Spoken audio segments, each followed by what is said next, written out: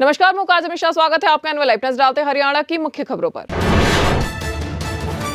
हरियाणा में भाजपा की सरकार में 10 सालों में कामों पर फिर गरमाई हुई राजनीति। पूर्व मुख्यमंत्री भूपेंद्र सिंह हुड्डा ने लगाया आरोप कि भाजपा सरकार में नहीं बना कोई बड़ा उद्योग और न ही बनी कोई बड़ी परियोजना।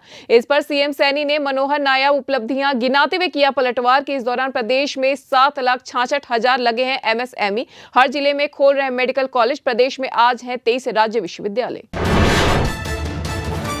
हरियाणा सरकार ने प्रदेश के 1,20,000 अस्थायी कर्मचारियों को जॉब सिक्योरिटी देने का किया है फैसला। इसके नियम बनाने के लिए सरकार ने सीनियर आईएएस अधिकारी की गठित की थी कमेटी ने कई बैठकें करने के बाद नियमों का मसौदा तैयार कर भेजा मुख्य सचिव अनुराग रस्तोगी को। अब सीएम की मंजूरी मिलने के बाद नोटिफाई हो जाएंगे नियम।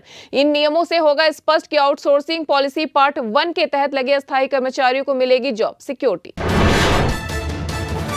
अंबाला सिटी के कोर्ट परिसर में शनिवार सुबह 11 बजे फायरिंग की घटना से मच गया हड़कंप। कोर्ट परिसर के गेट के पास हुई इस घटना के बाद मौके पर बन गया अफरा तफरी का माहौल। सूचना मिलते ही तुरंत मौके पर पहुंची इलाका पुलिस और शुरू की जांच। पुलिस को घटनास्थल से मिले हैं 3 कारतूस के खोल। शुरुआती जांच में गैंगवार से जुड़ा हो सकता है यह मामला। हालांकि पुलिस सभी संभावित पहलुओं की कर रही है जांच। नगर निकाय चुनाव के प्रचार के अंतिम दिन हरियाणा के मुख्यमंत्री नायब सिंह सैनी ने जाखल मंडी में भाजपा के प्रधान पद के प्रत्याशी सुरेंद्र मित्तल के लिए वोटों की अपील। उन्होंने जनता को संबोधित करते हुए अधिकारियों को दी सख्त चेतावनी कि अगर उनके पास किसी की शिकायत आई तो उन्हें देना होगा जवाब। उन्होंने कहा कि हर क्षेत्र में होगा समान विकास। जाखल भी उसी तरह होगा विकसित जैसा किया गया है लाडवा में। हरियाणा सरकार के शहरी एवं स्थानीय निकाय विभाग मंत्री विपुल गोयल को 3 महीने से नहीं मिल पाई है चंडीगढ़ में सरकारी कोठी। जब से वह सीएम नायब सैनी की अगुवाई वाली सरकार में बने मंत्री तभी से ढूंढ रहे हैं कोठी। गोयल के अलावा मंत्री अनिल विज को भी नहीं मिल पाई थी अपनी मनपसंद कोठी। इस वजह से वह अंबाला से ही सचिवालय के कर रहे हैं अप डाउन। हरियाणा विश्वविद्यालय शिक्षा बोर्ड की वार्षिक परीक्षाओं को नकल रहित संचालित करवाने के विभाग के दावे धरातल पर हो रहे हैं फेल। परीक्षा केंद्रों में बाहरी हस्तक्षेप रोकने में शिक्षा विभाग और पुलिस प्रशासन दूसरे दिन भी पूरी तरह नहीं हो पाया सफल। 10वीं कक्षा के गणित विषय के पेपर में कई परीक्षा केंद्रों पर दीवारों पर चढ़कर पर्चियां फेंकते नजर आए युवा। हालांकि उड़नदस्ता टीमों के निरीक्षण में कहीं पर भी नकल का सामने नहीं आया मामला। रेवाड़ी में शुक्रवार देर रात हुई ओलावृष्टि के कारण 60 से अधिक गांवों के फसलें हो गई हैं बर्बाद। गेहूं व सरसों की फसलों को 70% तक हुआ है नुकसान। रेवाड़ी के बावलकुंड व खोल ब्लॉक के गांवों में ओलावृष्टि से हुआ है ज्यादा नुकसान।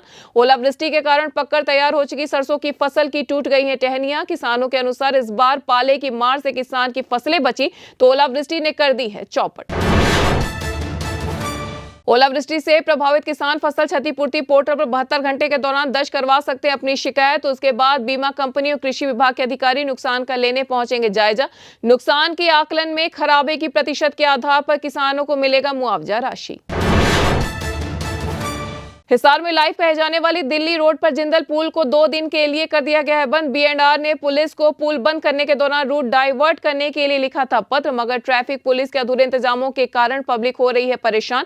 प्रशासन की ओर से सेक्टर 9-11 मोड़ पर नाका लगाकर लगाए गए चेतावनी वाले साइन बोर्ड, मगर यह साबित हो रहे हैं नाकाफी।